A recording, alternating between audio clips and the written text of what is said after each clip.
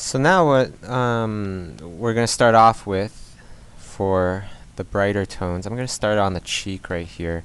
And the face is always very important because that's always, that's the center focus point right there. So you want to be a little bit more careful with this stuff. And usually I'll spend a little bit more time on it, paint it a little bit tighter than everything else. Just to make sure that that's looking good and everything. Alright, so that's what I'm doing right now. As you can see in the very beginning, the pencil drawing, I had these little patterns on the head. I'm going to apply those later on. Reason for that is it's a preference thing. I'm just looking at this and as you're painting, right? As you're creating concepts, one really good practice to do is just to think in steps, to think, I'm going to do this first, this second, this third, and so on and so forth. When you do that, what happens is you become a lot faster in painting, first of all, and you maintain this consistent kind of flow. Flow is actually really important. It creates, not only it creates something that will make you paint faster, but overall it'll be more harmonious. Okay.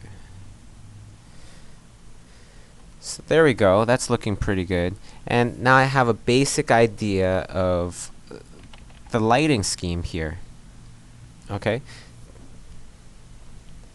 Now I'm going to check to see if there's anything else I want to do. Perhaps, this is very optional, but perhaps want to just paint in a hint of a ground here.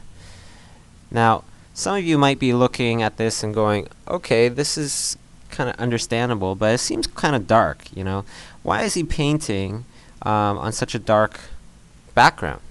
Am I planning on making it this dark, or am I planning on making it lighter?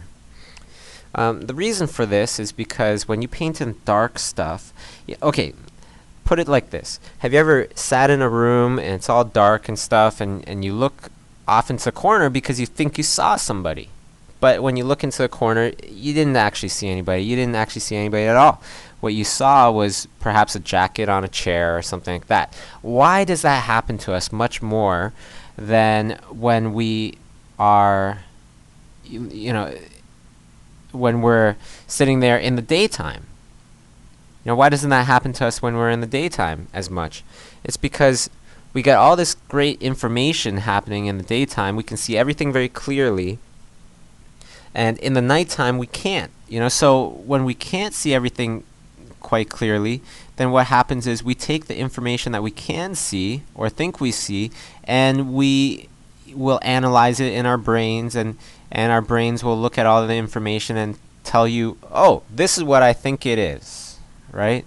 And when it does that, what it's doing is it's using its imagination. You're using your visualizing skills. In the daytime, things are much easier to see, so it doesn't need to use its visualizing skills. Everything's already there.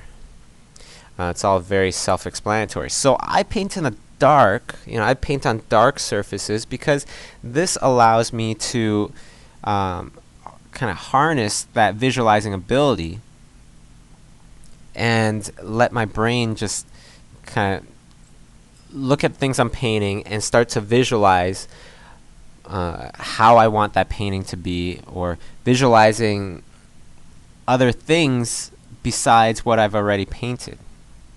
This allows you to really use that subconscious kind of visualizing ability, which is great. It really helps you with your paintings, and definitely try it, because you'll see that even though you might not be able to see things as clear, this is a great thing because it allows you to visualize how you want it to look.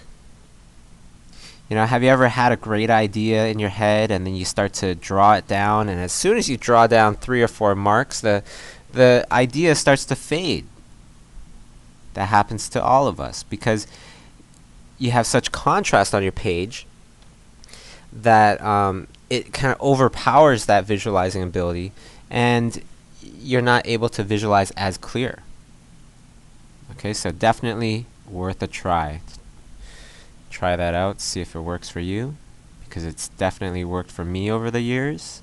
And actually, funny little story is that when I was first working on Alice in Wonderland for Tim Burton, as I'm trying to come up with some of the first concepts for the movie, I have this broken television set above my desk, and I stare at that broken television set. The television set is there for a reason, because I stare at it, I stare into it, it's black, it's unplugged, and I stare at that black screen, and I remember staring at it for quite a while, like 20 minutes or so, just trying to visualize what it is this movie should look like, before I even created any concepts for it, before there were any concepts for it. That's what I did, and that helped me to visualize what should this painting or what should this movie look like. And that kind of better allowed me to kind of hopefully get into the head of the director and see what Tim Burton might be thinking. What does Tim Burton's version of Alice in Wonderland look like? So there you go. There's the light tones. Okay, and I could still add a few light tones towards the darker areas. Okay, so why don't I just do that real quick? But pretty much we're ready for some color. So I'm just going to do this, just some slight little lighter tones right onto the darker elements here. And there we go. A little bit on the shoulders. Okay.